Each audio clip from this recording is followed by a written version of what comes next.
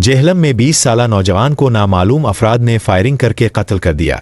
2 रोज कबल लापता होने वाले जेहलम के नवाही इलाका कोटली अल्लाह यार के रिहायशी 20 साला नौजवान अवैस अमजद की लाश बेले से बरामद हुई।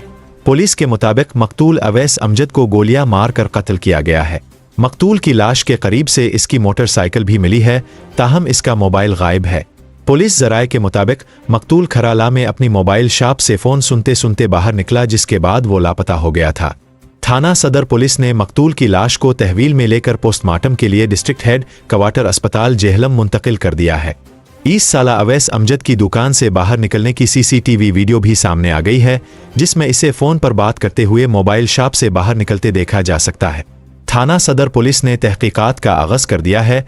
पुलिस का कहना है कि बहुत जल्द इस कत्ल की हकीकत से पर्दा उठ जाएगा।